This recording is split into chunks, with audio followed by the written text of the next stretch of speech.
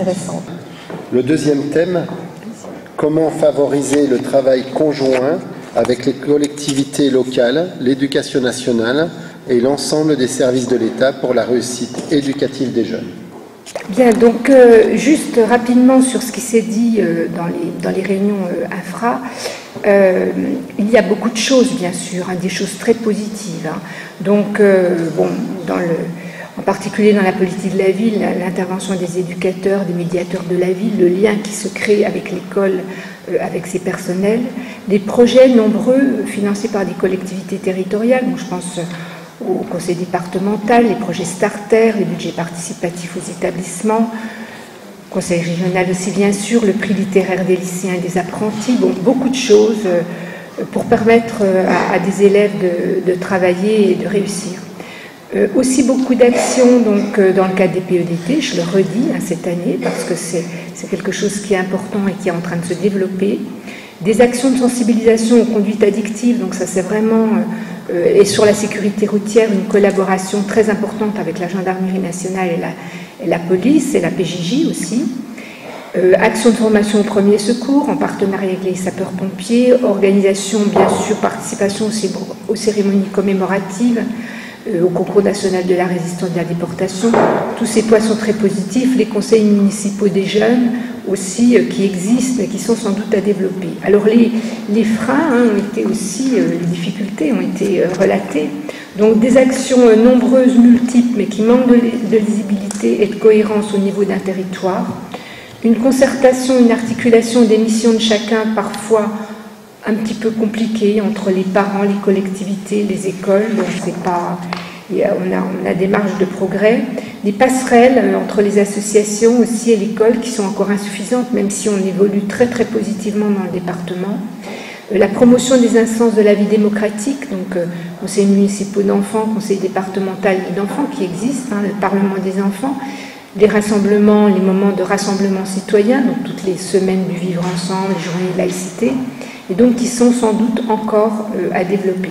Alors les propositions que nous font les collègues sur le terrain pour renforcer ce travail avec les collectivités territoriales, les services de l'État et l'éducation nationale, donc le premier point c'est de dire que les valeurs de la République ne sont pas négociables et donc ce message devrait être clair et partagé par tous.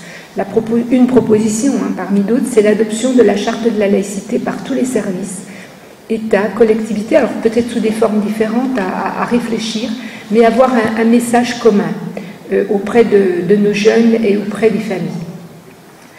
La concertation des différents acteurs des territoires lors des rencontres permet de favoriser bien sûr le travail conjoint et l'articulation des ressources, mais on a encore à travailler dans le cadre des projets éducatifs de territoire, et ce qui est proposé pour être sur la durée, pour être sur la continuité des actions et la collaboration des acteurs, c'est la création de comités de pilotage des territoires, donc autour des problématiques de laïcité et de valeurs. Et ça rejoint une autre proposition qui est faite par rapport à cette thématique qui est encore peu prise en compte dans les PEDT, on l'a vu puisqu'on a reçu bien sûr tous les projets, et donc cet axe de laïcité, valeurs, citoyenneté est peu développé, et c'est dommage puisque justement il y a beaucoup d'actions qui peuvent être faites avec des ponts entre le scolaire et le périscolaire.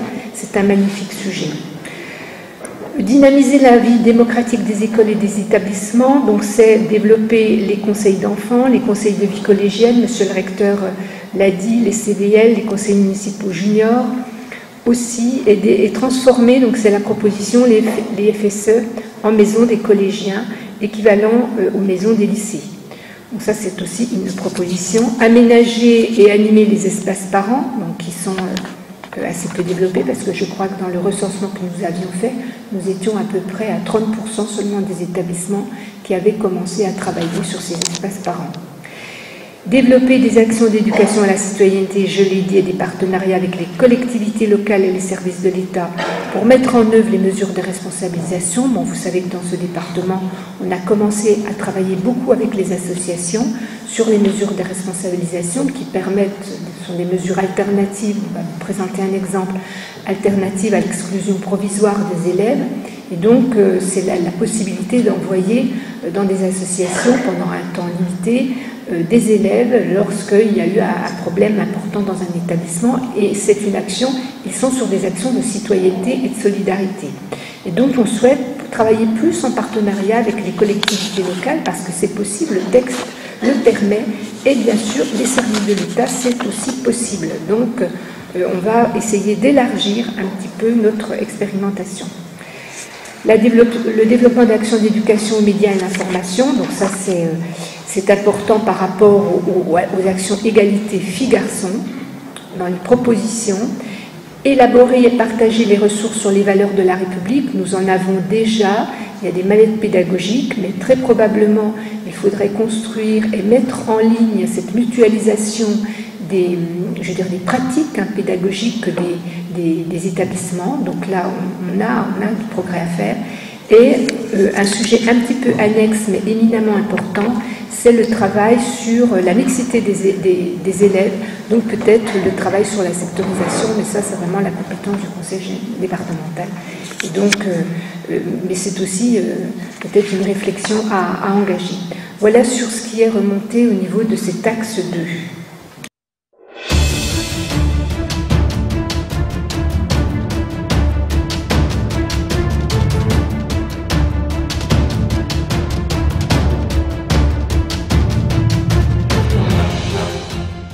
De parler d'un travail qui est cher dans notre cœur municipal, qui est celui de l'élaboration du PEDT sur notre commune Sensey-les-Dijon. Merci de nous avoir invités, parce que je pense qu'il est important de dire les choses qui ne vont pas, mais il est aussi important de faire remonter celles qui vont, même si elles sont perfectibles. J'essaierai d'être le plus pragmatique possible. Tout d'abord, déjà, Sensey-les-Dijon fait partie de la communauté urbaine de Dijon. C'est une ville, un village en périurbain qui compte environ 2200 âmes. Nous sommes dans la circonscription de Chenaux et nous avons, dans la démarche justement de ce PEDT, nous voulions une nouvelle organisation des rythmes scolaires suite à cette réforme, mais aussi une organisation nouvelle de nos services périscolaires et extrascolaires. Nous avons donc voté en mars 2013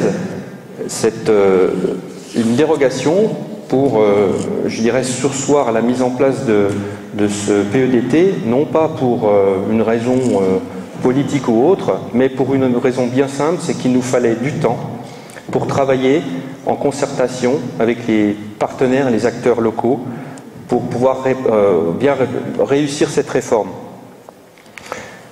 Et pour deux raisons particulières notamment. Une première raison matérielle, nous étions encore en cours d'une grosse rénovation de nos équipements scolaires, puisque nous avons investi plus de 1 300 000 € dans nos 2 groupes scolaires primaires et maternels depuis 2007, parce que nous croyons à notre jeunesse. La jeunesse, c'est l'avenir évidemment, mais c'est aussi le socle de la citoyenneté de demain, comme vous l'avez signalé tout à l'heure. Donc des raisons matérielles, des raisons politiques également, dans le sens que le conseil municipal avait la forte volonté d'élaborer un PEDT qui constitue un outil essentiel à la réussite de cette réforme. Nous avons réfléchi donc, pour voir comment il était possible, de passer d'une simple obligation réglementaire à une démarche dynamique et partenariale dans l'intérêt des jeunes de notre commune. Donc comment avons-nous fait pour élaborer ce PEDT ? Eh bien, nous avons voulu déjà considérer comme l'occasion de cette démarche pour nous interroger sur le fonctionnement, l'offre éducative qui existait et l'adapter aux évolutions de cette société par rapport à la réforme, bien sûr, mais aussi par rapport aux structures et organisations familiales qui sont également différentes depuis on le constate au fur et à mesure des années qui passent.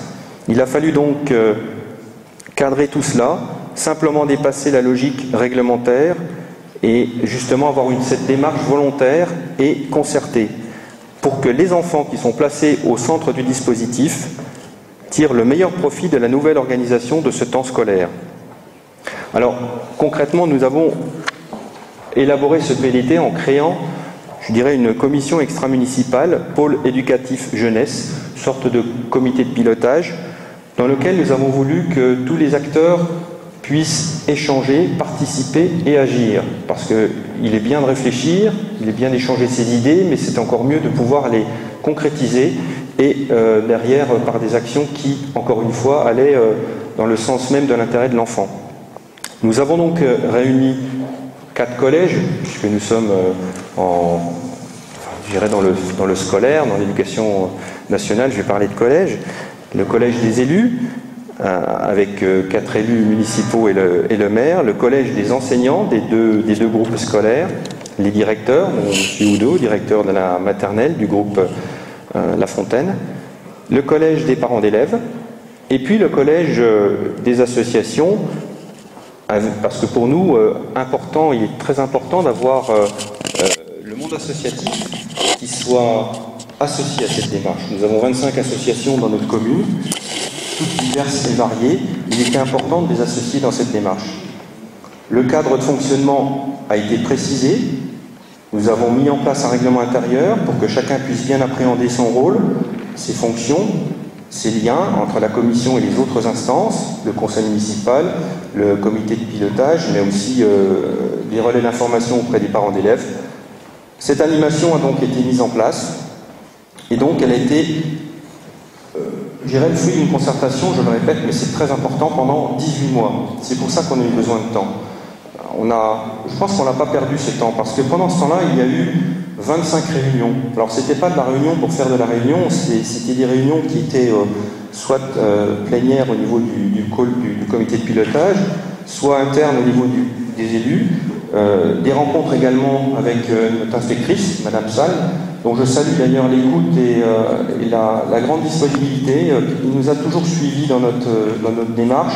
Elle nous a aussi conseillé, et ça c'est important. Je pense que là on a vraiment eu une très bonne collaboration. Et puis également, je l'ai dit, avec les associations et donc de nombreuses réunions interservices, parce que bien entendu, et Sylvie Bobo est là pour le témoigner, nos services municipaux, Sylvie étant la directrice de notre pôle enfance-jeunesse périscolaire, eh bien, Sylvie est essentielle avec son équipe pour bien faire fonctionner ce PEDT. Nous avons 174 enfants qui sont scolarisés sur la commune de Sensé, à peu près un tiers en maternelle et 2 tiers en primaire. Donc vous voyez que c'est un périmètre humain quand même qui n'est pas quelconque pour notre commune, on va dire à budget moyen.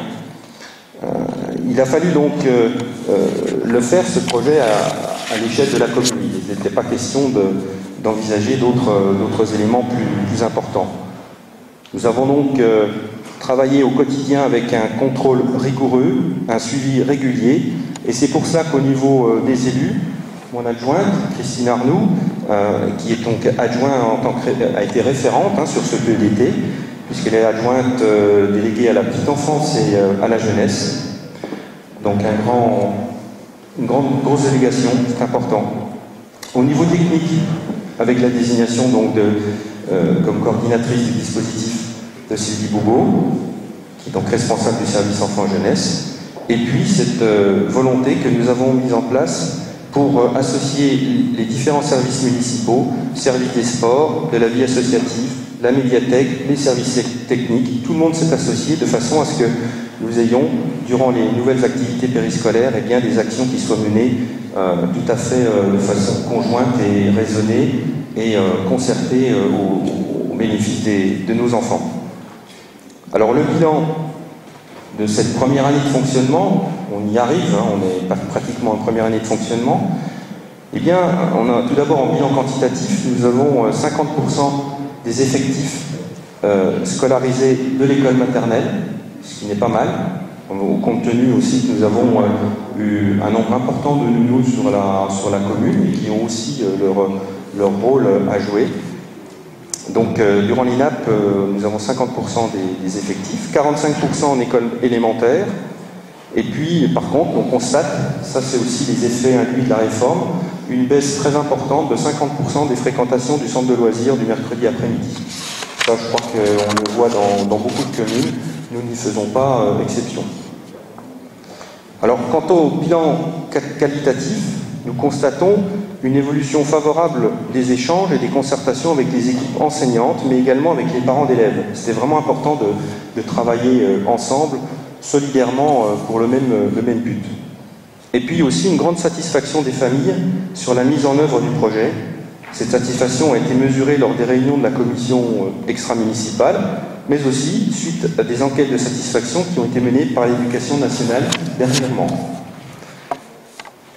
Enfin, nous avons quand même rencontré quelques difficultés, il faut le souligner aussi. Au niveau des associations, non pas que leur volonté ait été mise en cause, mais il y a toutefois un problème naturel de disponibilité et de bénévolat. C'est vrai que c'est dans toutes les associations la même situation.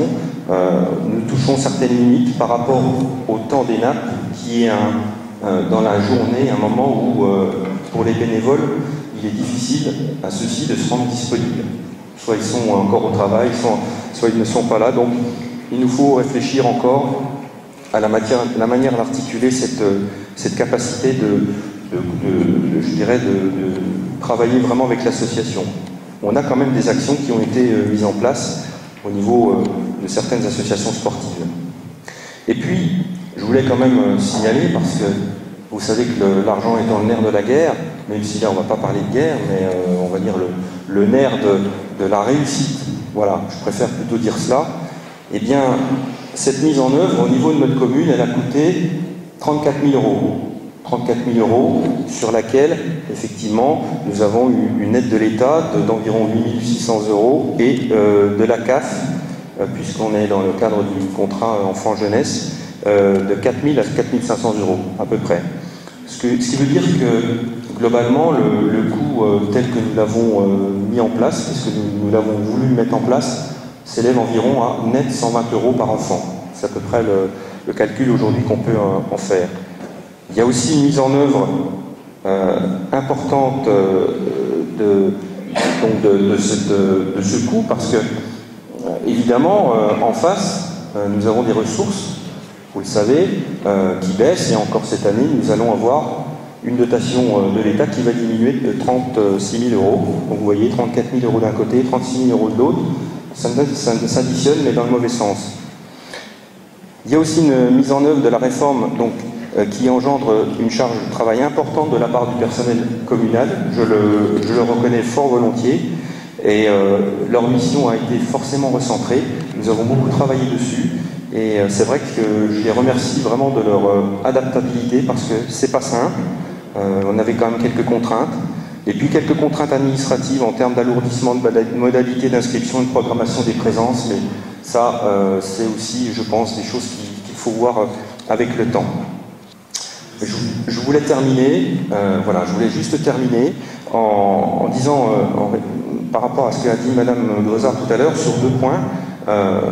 Elle a parlé de l'importance de la citoyenneté chez les jeunes. Sur la commune de Sensey, nous avons depuis 9 ans un conseil municipal des jeunes qui est d'ailleurs inclus dans les actions de notre PEDT au sein de la citoyenneté, c'est important, et qui découvre au fur et à mesure des actions que nous menons avec eux, eh bien, ce qu'est aussi, bien sûr, la laïcité, mais nos grands organismes, que ce soit le Sénat, l'Assemblée nationale, le Conseil départemental. Donc c'est important pour eux d'être dans la vie de la commune de cette façon-là. Et puis je terminerai en vous disant que nous allons continuer à labourer le champ pour continuer à essayer de faire au mieux pousser cette récolte. Nous avons mis les moyens humains qu'il fallait avec tous nos services qui vont, je l'espère, nous mener à une belle récolte. Mais elle sera belle que cette récolte, que si toutes les ressources nous permettent de la nourrir, et nous comptons bien sûr sur le soutien de tous pour nous accompagner dans la réussite éducative de nos jeunes. Merci. Si je peux, je vous remercie. En fait, je voudrais simplement souligner que Monsieur le maire parlait de concertation. Nous sommes bien dans la question du travail conjoint. En fait, cette concertation a conforté les rapports existants. J'ai la chance de travailler dans une commune dont l'intérêt pour l'école ne s'est jamais démenti depuis 10 ans que j'y suis directeur d'école. J'ai une très haute idée de ma mission de directeur qui est aujourd'hui devenue un métier. Et je crois que si nos rapports ont toujours été très clairs, c'est parce que chacun d'entre nous, qu'il s'agisse des services ou de la municipalité, connaît parfaitement la loi, les obligations, les prérogatives de chacun. À partir de là, travailler ensemble devient forcément très simple et personne, tout le long de ces concertations, n'a perdu de vue le propre du PEDT, c'est-à-dire l'intérêt de l'enfant et son bien-être.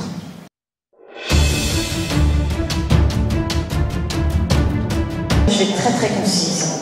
Donc, mesdames et messieurs, bonsoir. Effectivement, j'ai le plaisir de présider le Conseil départemental des jeunes.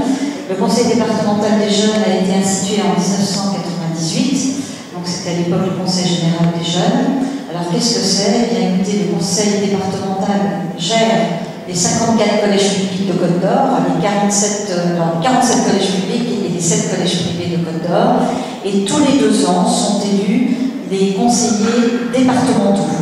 Donc des jeunes qui sont désignés par leur père, des jeunes de 4e et de 5e, qui siègent pour 2 ans au Conseil général. Alors, moi, mon rôle, c'est très clair. Lorsque je les accueille au Conseil général, je leur donne toutes les règles de fonctionnement du Conseil général. Donc, ils ont leur séance au sein de la salle des séances du Conseil général et on les initie à la vie publique, à la citoyenneté et on leur demande de respecter les règles en la matière. Voilà, j'en ai déjà trop dit. Je terminerai juste en vous disant que les conseillers généraux, les conseillers départementaux juniors choisissent eux-mêmes le thème sur lequel ils travaillent durant leur mandature. Donc ce sont des thèmes très variés, ça va du développement durable au handicap. Et cette année, ils ont choisi, cette mandature, ils ont choisi de travailler sur le harcèlement. Voilà, j'ai terminé. Si vous souhaitez me poser des questions, je suis à votre disposition. Je laisse la parole aux jeunes conseillers juniors. Bonjour à tous. Je vais vous parler un peu de comment ça se déroule au Conseil général départemental. Tout d'abord, au début de l'année, moi je représente le collège André Malraux. Au tout début de l'année, on se réunit tous les 2 mois dans la salle des séances et on élit notre propre représentant, notre directeur, notre secrétaire et notre président, directeur, président, secrétaire et puis vice-président. Et donc après on vote pour un thème. Donc nous on a choisi de travailler sur le harcèlement, que ce soit moral, physique ou cyberharcèlement. Donc après on vote sur le mode, donc comment on va le présenter aux personnes. Donc nous on a choisi de le présenter sous forme de pièce de théâtre. Donc on se réunit à peu près tous les 2 mois et on forme, on met en place des choses. Professionnels, culturels. On est aidé par une professionnelle. Une professionnelle. Voilà. Ouais. Voilà. Donc merci à toi. Je veux dire que ce conseil départemental des jeunes, le conseil départemental travaille en étroite collaboration avec l'inspection académique. Voilà, donc je vais laisser la parole à Madame. Merci beaucoup Madame Louis. Donc effectivement, nous mettons ensemble ce travail avec les jeunes, qui est une belle école de démocratie, parce que ça leur permet vraiment de vivre la situation. Donc ils apprennent à écouter, à argumenter, à accepter aussi l'avis des autres, l'avis de la majorité. Disons que ça permet aussi on travaille par la pédagogie de projet, donc ils choisissent la thématique ensemble, ils vivent et mettent ensemble dès le départ toute la démarche du projet, donc il faut savoir convaincre, choisir, être réaliste. Aussi en lien avec les compétences du conseil départemental. Et il est évident que les élèves, ils évoluent. On sent le lien lien qui est créé aussi entre eux. Et on est très, très attachés à ce qu'ils partagent, puisqu'ils représentent les collégiens, qu'ils partagent ces connaissances et ces acquisitions dans les établissements. Donc je tiens à remercier Madame Louis et le Conseil départemental junior. Donc on parle maintenant du Conseil départemental junior pour cette implication dans l'apprentissage de la vie démocratique chez les jeunes, et on est prêt à partager cette expérience pour la mise en place des conseils de la vie collégienne, des conseils municipaux juniors, si vous le souhaitez. Oui, je remercie Marie-Christine Tarard, procureure de la République pour le tribunal de grande instance de Dijon.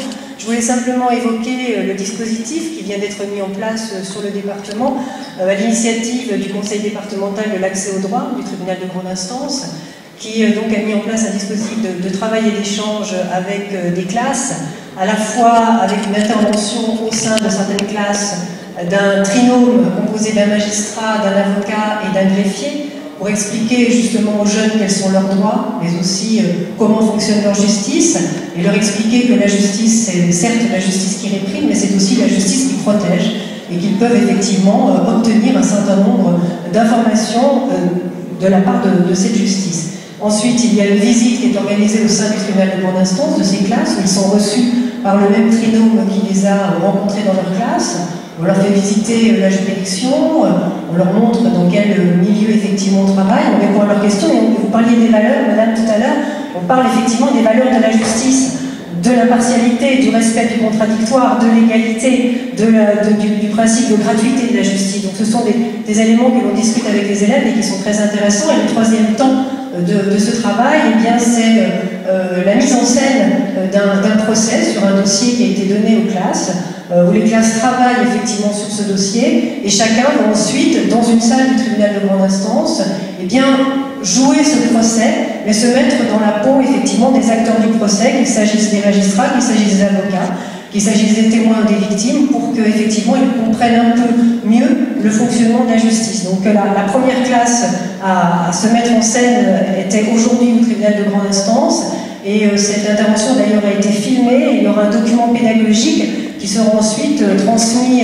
alors préparé en lien avec la justice et le ministère et la direction de la communication du ministère de la Justice, mais ce document pédagogique pourra ensuite être remis dans les classes pour que justement les classes puissent travailler autour de ce document. Donc ça me semblait utile de pouvoir évoquer ce dispositif.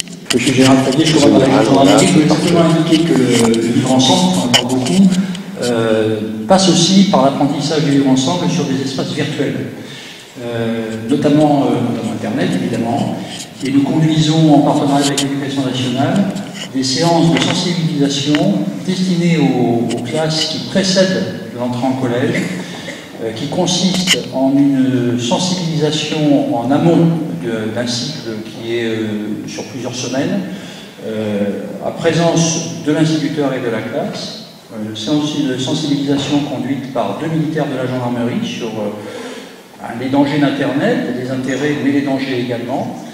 Ensuite, l'instituteur dispose d'un kit pour lui permettre de travailler en profondeur, enfin le professeur des écoles, pardon, pour lui permettre de travailler en profondeur avec les élèves, avec la classe. Et une fois que le cycle est achevé, les élèves restituent des connaissances qui leur donnent, alors c'est symbolique évidemment, mais qui leur donnent le permis Internet. Et ça me paraissait important d'évoquer cette question parce qu'on parle beaucoup du vivre ensemble évidemment dans la cour de récréation, au quotidien, dans la rue, mais ce qu'il faut bien prendre en compte et ce qu'il faut bien intégrer, c'est que nos jeunes sont de plus en plus tôt acclimatés ou familiarisés avec l'accès à Internet, et que c'est souvent là qu'ils sont les premiers confrontés à un certain nombre de dangers. Et notamment celui du harcèlement par Internet, celui de l'expression de certains messages de haine, parce que c'est facile, parce que c'est anonyme. Et donc c'est important que vous le sachiez, c'est important que vous sachiez que dans les brigades de gendarmerie dont vous dépendez, il suffit d'en faire la demande et on peut dispenser, on peut vous aider dans ce domaine. Voilà.